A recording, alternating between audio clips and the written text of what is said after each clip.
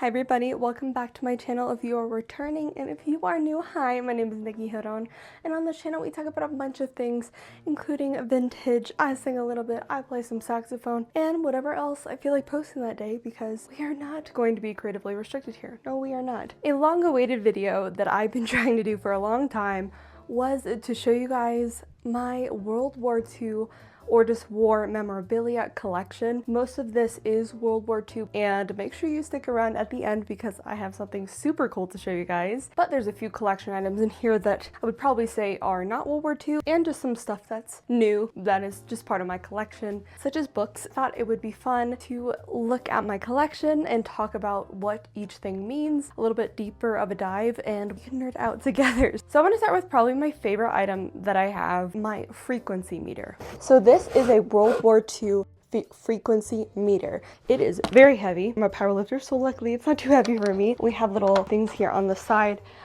Boom. So this is what it looks like.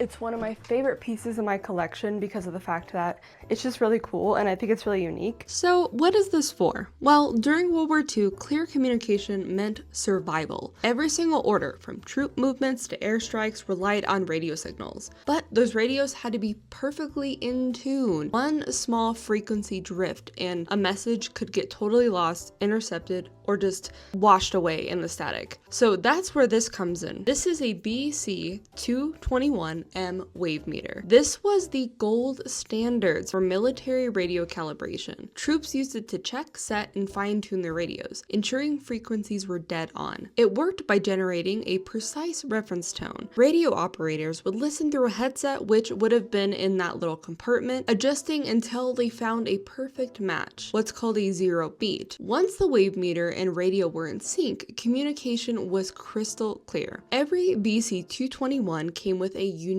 calibration book, which is what you see here, making sure that operators could find the exact dial settings for their units. If this book was lost, well, the device was basically useless, which makes sense why it's inside and sort of locked away within this device. Now, imagine a soldier in a field radio tent, deep in enemy territory. Before sending a coded message to HQ, he'd pull out the BC 221, double check the radio frequency, and make sure that it was locked in. Because in war, one wrong frequency could mean the difference between a mission success or failure. This wasn't just a piece of equipment though. This was basically a lifeline. Now, for the second piece that I'm going to show you from my collection, this thing. So what the heck is this? So this is called a frame pack. And basically what a frame pack does, and still does, is distribute weight evenly across your back. So basically, as you can see, I have it and it kind of like shapes on my specifically lower back. Probably someone who's taller, it's going to be a little bit higher up, but basically what it's going to do is allow you to carry heavier items for longer periods of time. So in this case for World War II, walking across a field with ammo or any other heavy items that they need to carry for long distances. So basically what this does is distributes the weight enough where it allows you to not basically wear yourself out to the point of no return, which I think is super cool, like technology, and they still use frame packs to this day. Really cool concept. And this is actually quite comfortable. I got it for $10. I keep this on here for some reason. I got this from an estate sale. That was insane. It was like all World War II and war memorabilia stuff. Really wild. I wish I would have filmed that entire experience, but I was too nervous. Moving on to the next item in my collection. We have here this set of, it's like a tool set. And when you open it, I remember buying this from that same estate sale and wondering what the heck is in here. A lot of this stuff is covered in grease. As it turns out, after further research, I found out that this is actually not a tool set, but a tool. This is a British Korean War era folding trench saw. So why is it within a bag? Well, think about it. Having all these little pieces within this bag makes it easier to carry around. So that way you're not lugging around a whole put together saw. These two wooden pieces here are actually the handles for the saw. I'm not 100% sure what this piece piece is for, but if you might know or have a good guess, let me know. And this piece here I think might be a sharpener, but I'm not 100% sure, so let me know if you know in the comments. And this here is the chain that goes in between those two wooden pieces. So basically, these two wooden pieces go on the end, and then the chain goes in the middle.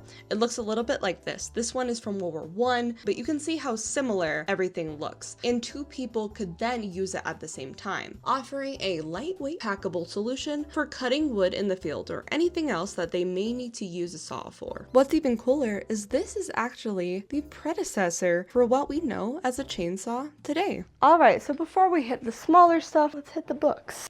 This here is the American Heritage Picture History of World War II. The copyright date, I believe, is the 1960s. So this here book was published in 1966. So this was made, you know, about 20 years after the war. And there's a bunch of cool stuff in here. This is just a really cool picture of history and one that's a bit older, and it's just an interesting point of view when it comes to World War II, because this was not made that much afterwards.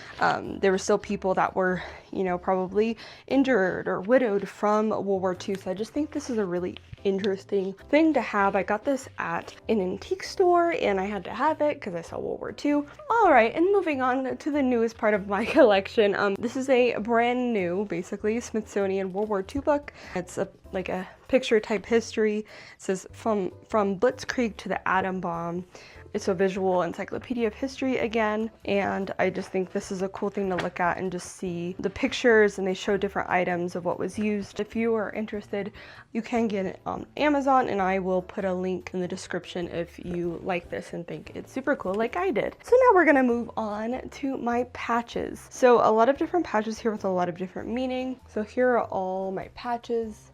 These patches belong to the 11th Airborne Division, a legendary U.S. Army unit from World War II. Activated in 1943, this division specialized in airborne and glider operations in the Pacific Theater. The parachute and wing represent their airborne capability, while the flame at the bottom symbolizes their combat role. You'll notice variations in color here. Darker blue versions may be World War II era, while the lighter ones were produced post-war. Using a UV light, you can see whether or not they're World War II patches or not. The World War II patches will not glow. All the other ones will. I do not have a UV light, so we'll just have to take our best guess. This is the 25th Infantry Division patch, also known as Tropic Lightning. The unit was activated in Hawaii in 1941, right before the attack on Pearl Harbor. The lightning bolt represents their speed and power in combat, while the red and blue background reflects their courage and infantry roots. The 25th Infantry became one of the most well-known U.S. divisions in Vietnam. Even today, the Tropic Lightning Division remains active. This patch belongs to U.S. Army Japan, which oversees American military forces stationed in Japan. The Torii Gate is a traditional Japanese symbol, often marking the entrance to sacred places, and it represents the strong military partnership between the United States and Japan. This is the Sergeant First Class E7 rank insignia, a senior non-commissioned officer position in the U.S. Army. The gold chevrons indicate leadership, discipline, and years of experience. Sergeants First Class are responsible for leading platoons of soldiers, ensuring training and mentoring junior troops. This specific patch style, with its cut-edge stitching, suggests it's from World War II, Korea, or Vietnam. So next, I'm gonna guess this is actually from the Korean War based on my research, but this is a can of emergency drinking water. I just think it looks kind of cool, and I kind of like that it's a little bit beat up, to be honest. And I think it's really cool.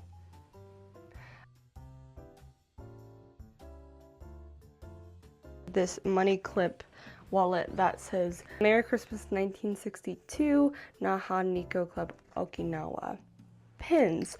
And so these are uniform pins. These are all my little pins, little different bits and bobs with a lot of history behind them. This is a U.S. Army Infantry Branch color insignia featuring two crossed rifles, symbolizing infantry service. The silver color suggests that it might be a modern or polished dress version. World War II versions were typically brass. On the left side of the ribbon with the white stripes and red color, this is an Army Good Conduct Medal. It's given to to any enlisted U.S. Army personnel who carry out 3 consecutive years of honorable and faithful service. The little knots that you see on top are Good Conduct knots to indicate multiple decorations of the Army Good Conduct Medal and are worn as attachments to the medal and ribbon. A bronze clasp with 2 knots is given upon the recipient's second award. An additional knot is added for each consecutive award. On the other side, with the 2 white and then black and red, this is a World War II Occupation Medal ribbon. Since it doesn't have any other information, this could be from a variety of things. It doesn't tell us which exactly. This is a decoration awarded to members of the U.S. military who served in specific regions of Europe or Asia following the end of World War II. This is a Lutheran chaplain identification tag issued by the National Lutheran Council for Military Personnel. This tag was carried by Christian servicemen during World War II and beyond, ensuring that if they were wounded or killed, a chaplain of their faith would be notified. This is a Lutheran service pin, likely awarded for dedication to the church or a specific organization. During World War II and the Korean War, many churches issued pins such as this one to recognize members for their service to their faith and community, particularly for involvement in military religious service programs. This is a U.S. Army officer's dress cap badge, featuring the Great Seal of the United States.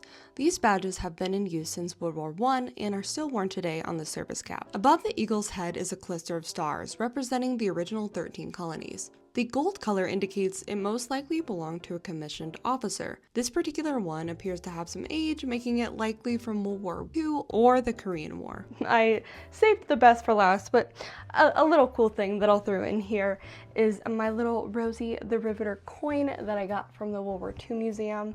I just think this is really cool. The last 2 things I have are clothing items. This here is what's known as an Ike Jacket and or an Eisenhower jacket. This is a waist-length jacket developed for the U.S. Army during the later stages of World War II and named after Dwight D. Eisenhower. It's intended to be worn on its own or in an insulating layer beneath the M1943 field jacket and over the standard wool flannel shirt and wool sweater. And usually you can be told a little bit more about who wore it based on like the information on the inside, but I could not find anything about this person, whoever owned it.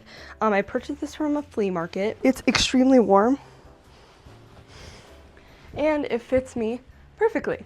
So whoever wore this before me was just as small, which is funny because I am 5 foot tall. All right, y'all, I told you I was saving the best for last. Last but not least,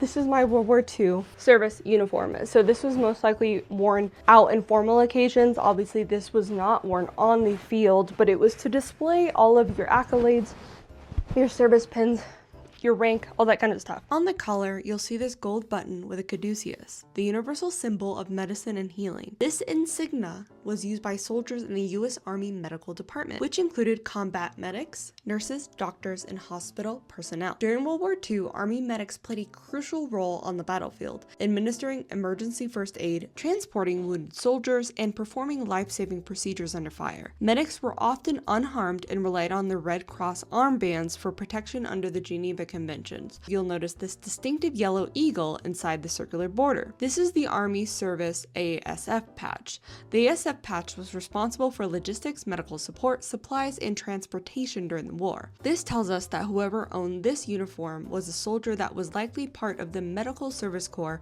within the Army Service Forces, working in hospitals, field medical units, or evacuation teams. On the left sleeve, you'll see a single chevron, which designates the rank of Private First Class, or PFC. This was a common rank for soldiers with some experience and training, but was not yet in a leadership role. Many medics held this rank, as promotions often depended on experience in field and time served. Above the breast pocket of this uniform, there are 3 ribbons, each representing different service awards. The one with red and white stripes is a Good Conduct Medal. This was awarded for exemplary service and behavior over a period of at least 1 year during wartime. In the middle is a World War II Victory Medal ribbon. This was presented to all members of the U.S. military who served in active duty or as a reserve during December 7th, 1941 through December 31st, 1946. And on the right is an American Campaign Medal. These were given to soldiers who served stateside or in the American theater during World War II, usually in training, logistics, or home defense roles. This uniform, in short, tells the story of a World War II U.S. Army medic who served honorably. And what I didn't realize that when I bought this, that there's so much more to it. So I have the pants, I have the shirt, and I have the coat over. I know I said the frequency meter was my favorite, but this comes in close tie. But such a cool thing. Again, has all of that in there, and then the pants. All right, so that is my entire World War II collection. I hope you guys enjoyed this video. If you did, go ahead and leave me a comment and tell me which of my collection was your favorite. Give me any suggestions you might have for any videos. I really appreciate you being here. Hope you enjoyed it and can nerd out with me. I hope you guys have a great day, and don't forget to subscribe, ring the notification bell just in case you wanna, see what I post next, because you never know. Hope you guys have a great day, and I'll talk to you later.